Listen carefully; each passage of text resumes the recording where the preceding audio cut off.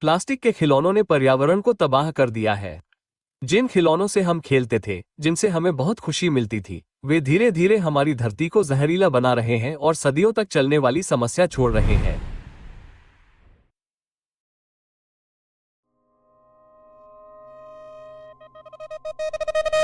अब तक बना हर प्लास्टिक का खिलौना किसी न किसी रूप में आज भी मौजूद है। एक भी खिलौना पूरी तरह से धरती से गायब नहीं हुआ है। वे लैंडफिल में छोटे छोटे हानिकारक कणों में टूटकर समुद्र में तैर रहे हैं। ये कोई मामूली चीजें नहीं थीं। ये छोटे छोटे टाइम बम थे जो हमारी मिट्टी को दूषित करने, फूलने और चुपचाप हमारे शरीर में फैलने वाले थे। हम प्लास्टिक के इस अजूबे में कैसे पहुंचे, इसकी कहानी में बड़ी कंपनियां और उपभोक्ता संस्कृति शामिल है जो हमारी दुनिया के भविष्य से ज्यादा सस्ते मनोरंजन को तरजीह देते हैं।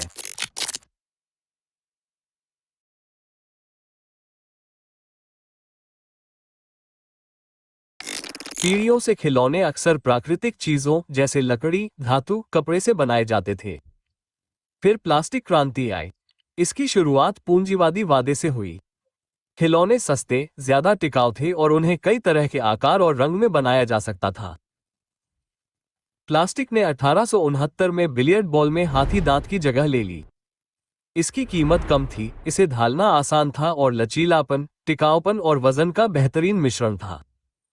उदाहरण के लिए, लेगो ने इस बदलाव की शुरुआत की और प्लास्टिक की ईंटों से बचपन को बदल दिया।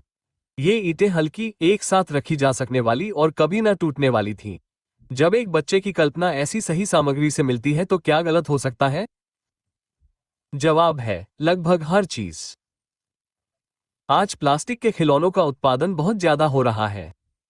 दुनिया भर में लगभग 90% खिलौने प्लास्टिक से बने हैं और इनमें से कई एक बार इस्तेमाल होने वाले खिलौने हैं या लंबे समय तक चलने वाले नहीं हैं, जिसके कारण बड़ी मात्रा में खिलौने लैंडफिल में फेंक दिए जाते हैं। बार्बी डॉल से लेकर एक्शन फिगर तक प्लास्टिक निर्विवाद रूप से राजा बन गया। और हालांकि इन खिलौनों को मजबूत बनाया गया था, लेकिन इनमें से कई की उम्र बहुत कम होती है। इस बारे में सोचिए, आपने कितनी बार देखा है कि कुछ हफ्तों या दिनों तक खेलने के बाद प्लास्टिक का खिलौना टूटकर फेंक दिया जाता है? अनुमान है कि प्लास्टिक के खिलौनों को फेंकने से पहले औसतन 6 महीने तक खेला जाता है। सदियों तक पर्यावरण को होने वाले नुकसान के लिए 6 महीने खुशी के होते हैं। ये प्लास्टिक पर्यावरण में 500 साल तक रह सकते हैं। ये केवल भूले बिसरे खिलौनों से भरे पड़े लैंडफिल की बात नहीं है। इन प्लास्टिक खिलौनों का पूरा जीवन चक्र जलवायु संकट के लिए विनाशकारी है। उपभोक्ता वस्तुओं के क्षेत्र में खिलौना कंपनियां सबसे बड़ी प्लास्टिक प्रदूषक हैं। हर $1 मिलियन की बिक्री पर वे 48 मीट्रिक टन CO2 उत्पन्न करती हैं, मुख्य रूप से उनके प्लास्टिक भारी उत्पादों के कारण। एथलेटिक सामान और टिकाऊ घरेलू सामान प्लास्टिक प्रदूषण में उनके $1 मिलियन की कमाई के सापेक्ष दूसरे सबसे बड़े योगदान करता है। इसका मतलब है कि जीवाश्म ईंधन को निकालने, उन्हें प्लास्टिक के छर्रों में बदलने, कारखानों में उन्हें आकार देने और फिर तैयार उत्पादों को विशाल महासागरों के पार पृथ्वी के हर कोने तक भेजने की ऊर्जा गहन प्रक्रिया के कारण एक विशाल कार्बन पदचिह्न। एक बार फेंक दिए जाने के बाद ये प्लास्टिक गायब नहीं हो जाते। वे छोटे छोटे टुकड़ों में टूट जाते हैं और माइक्रोप्लास्टिक बन जाते हैं।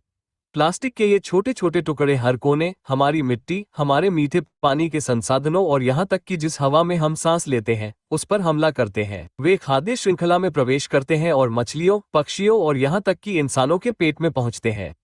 प्लास्टिक सदियों से हवा और समुद्र के पानी में ग्रीनहाउस गैसों का उत्सर्जन करता आ रहा है, जिससे जलवायु परिवर्तन में सीधा योगदान हो रहा है। और इस खिलौने को इतना जीवंत और लचीला बनाने के लिए इस्तेमाल किए गए रसायनों का क्या? कई प्लास्टिक के खिलौनों में चिंताजनक पदार्थ होते हैं जिन पर अक्सर स्पष्ट लेबल नहीं होते हैं, जैसे कि फलास, प्लास्टिक को नरम और अधिक लचीला बनाने के लिए इस्तेमाल किए जाने वाले रसायन। डेनमार्क के तकनीकी विश्वविद्यालय द्वारा 2021 के एक शोध अध्ययन से पता चला है कि प्लास्टिक के खिलौने की सामग्री में पाए जाने वाले 100 से अधिक रसायन बच्चों के लिए संभावित स्वास्थ्य जोखिम पैदा कर सकते हैं। अध्ययन ने कड़े अंतर्राष्ट्रीय नियमों का नेतृत्व करने के लिए निष्कर्ष दिए।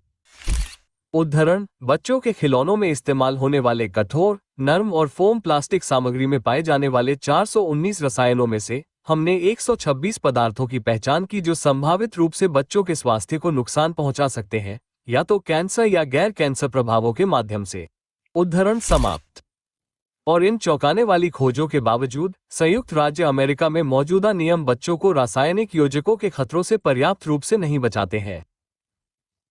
संयुक्त राज्य अमेरिका में नियामक एजेंसियां, जिनमें एपा और एफडीए शामिल हैं, प्लास्टिक के जीवन चक्र के सभी चरणों में प्लास्टिक योजकों के संपर्क को कम करने के लिए पर्याप्त सुरक्षा उपाय लागू करने में विफल रही हैं। खतरे अक्सर अदृश्य होते हैं, प्रभाव दीर्घकालिक होते हैं और हमारे आसपास की हर चीज में मिल जाते हैं। इसलिए जबकि हम मानते थे कि हम बच्चों को कल्पना का उपहार दे रहे हैं, हम कई मायनों में उन्हें प्लास्टिक प्रदूषण की एक खामोश समस्या से भरा भविष्य भी दे रहे थे। और जब खेल के सबसे बड़े खिलाड़ियों ने आखिरकार समस्या को ठीक करने का प्रयास किया, तो उन्हें कुछ ऐसी बाधाओं का सामना करना पड़ा जिससे पता चला कि प्लास्टिक उनके अस्तित्व में कितनी गहराई तक समाया हुआ है और उनके हरित वादों के पीछे की काली सच्चाई सामने आ गई।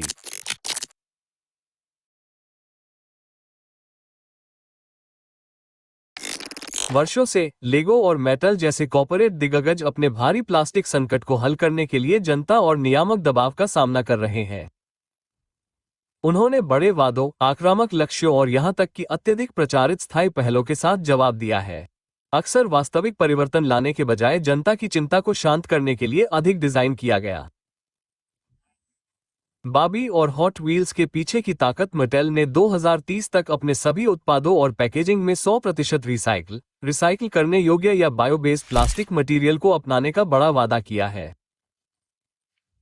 ये बड़े बयान हैं, लेकिन इन्हें सही मायनों में हासिल करने का सफर उनके मार्केटिंग डिपार्टमेंट के किसी भी व्यक्ति द्वारा स्वीकार किए जाने से कहीं ज्यादा जटिल साबित हो रहा है। खिलौनों की दुनिया की निर्विवाद दिग्गज कंपनी लेगो को ही लें। कंपनी हर साल 100 बिलियन प्लास्टिक ईंटों का उत्पादन करती है। उनका पूरा मल्टी-बिलियन डॉलर का साम्राज्य उनके तेल आधारित प्लास्टिक ईंटों की सटीक गुणवत्ता और टिकाऊपन पर खड़ा है। वर्षों तक उन्होंने वास्तव में टिकाऊ विकल्प खोजने के लिए अनुसंधान और विकास पर $400 मिलियन खर्च किए, जिससे उनकी गुणवत्ता प्रभावित न हो। उन्होंने गन्ने से प्राप्त पौधे आधारित प्लास्टिक से पत्तियों और पेड़ों जैसे वनस्पति तत्वों को बनाने की भी खोज की। यह एक आशाजनक पहला कदम लग रहा था, लेकिन असली चुनौती मुख्य ईंटों के लिए एक ऐसी सामग्री खोजने में आई जो बैंक को तोड़े बिना उनके पारंपरिक प्लास्टिक की मजबूती से मेल खा सके। लेगो ने सोडा की बोतलों में इस्तेमाल होने वाले प्लास्टिक पैड से ईंटें बनाने में 2 साल लगाए। प्रोटोटाइप बनाने के बावजूद उन्होंने 2023 के आखिर में प्रोजेक्ट छोड़ दिया। उन्हें पता चला कि रिसाइकल की गई ईंटों का उत्पादन बढ़ाने से उनका कार्बन फुटप्रिंट बढ़ेगा, जबकि तेल से नई ईंटें बनाने में वे सालों से ऐसा कर रहे थे। यह कोई छोटा मोटा झटका नहीं था। यह पूरे खिलौना उद्योग के लिए एक कड़वी सच्चाई थी और स्थिरता की जटिलताओं का एक सबक था। इससे पता चला कि सही मायनों में पर्यावरण के अनुकूल होना कितना मुश्किल है। इससे पता चला कि दशकों से इस्तेमाल हो रहे सस्ते प्लास्टिक से दूर जाने में कितनी मुश्किलें आती हैं और ग्रीनवॉशिंग की संभावना भी बढ़ जाती है, जिसमें एक कंपनी पर्यावरण पर सकारात्मक असर डाले बिना इको फ्रेंडली दिखती है। लेगो के लिए उन्हें यह स्वीकार करना पड़ा कि अगर पूरी सप्लाई चेन, ऊर्जा स्रोत और निर्माण प्रक्रिया में बुनियादी बदलाव नहीं होता है, तो मटेरियल बदलना काफी नहीं है। उनके संघर्ष ने सच्चाई उजागर कर दी। खिलौना उद्योग से प्लास्टिक हटाना मुश्किल ही नहीं, मौजूदा तकनीक और आर्थिक मॉडल को देखते हुए लगभग नामुमकिन है। और वैसे तो रिसाइकलिंग को प्लास्टिक प्रदूषण का समाधान माना जाता है, लेकिन खिलौनों के लिए ये बहुत मुश्किल है क्योंकि वे अक्सर लकड़ी या धातु जैसे कठोर प्लास्टिक से बने होते हैं और मानक रिसाइकलिंग सेंटर उनके लिए उपयुक्त नहीं होते हैं।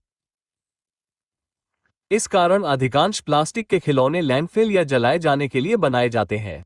ये हमें एक और गंभीर समस्या की ओर ले जाता है। फास्ट फैशन की मानसिकता ने बच्चों के खेल की दुनिया को पूरी तरह से निगल लिया है, जिससे हमारी खुशी ग्रह के कचरे में बदल गई है।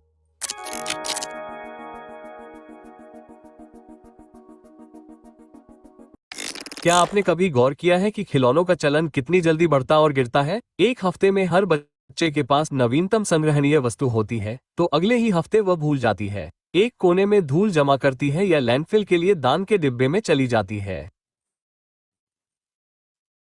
खपत का ये चक्र फास्ट फैशन उद्योग को प्रभावित करता है और इसने खिलौनों की दुनिया पर कब्जा कर लिया है। ट्रेंड के लिए बनाए गए सस्ते कपड़ों की तरह कई आधुनिक प्लास्टिक के खिलौने लंबे समय तक चलने या गहरी कल्पनाशील खेल के लिए नहीं, बल्कि तुरंत संतुष्टि के लिए डिजाइन किए गए हैं। अक्सर इनका उत्पादन बहुत कम कीमत पर किया जाता है और इन्हें बहुत ही कम कीमत पर बनाया जाता है। इन्हें इस तरह से बनाया जाता है कि जैसे ही इनका चलन खत्म हो जाए या कोई नया ट्रेंड शुरू हो जाए, इन्हें फेंक दिया जाए। प्लास्टिक की मांग बढ़ने से हर पर्यावरण संकट और गहरा जाता है। लेकिन समस्या सिर्फ सस्ते खिलौनों की नहीं है। अच्छी क्वालिटी के खिलौने भी अक्सर इसी चक्र का शिकार हो जाते हैं। मार्केटिंग के नाम पर बच्चों और अभिभावकों को नए नए खिलौने बेचने के लिए मजबूर किया जाता है। पुराने खिलौनों को ही बाजार में बेचा जाता है। उपभोक्तावादी सोच बच्चों को सिखाती है कि नया हमेशा बेहतर होता है, चीजें आसानी से बदली जा सकती हैं और उपभोग ही खुशी का रास्ता है। ये सोच बच्चों को चीजों को संजोने और उनकी मरम्मत करने से रोकती है और उन्हें खरीदने और बेवजह बर्बाद करने की संस्कृति को बढ़ावा देती है। छुट्टियों के मौसम में प्लास्टिक के खिलौनों पर अरबों डॉलर खर्च किए जाते हैं, जिससे पर्यावरण को नुकसान होता है। पश्चिमी देशों में हर बच्चे के पास औसतन 18 किलो या 39.6 पाउंड प्लास्टिक के खिलौने होते हैं, जो कि जरूरत से ज्यादा उपभोग का एक संकेत है। और लगभग 80% खिलौने लैंडफिल, इंसिनरेटर या समुद्र में चले जाते हैं, जो कि सभी लैंडफिल प्लास्टिक का लगभग 6% है। खिलौनों के लिए इस तेजी से बढ़ते फैशन का मतलब है प्लास्टिक उत्पादन की लगातार बढ़ती मांग, कारखानों और शिपिंग से कार्बन उत्सर्जन में भारी वृद्धि।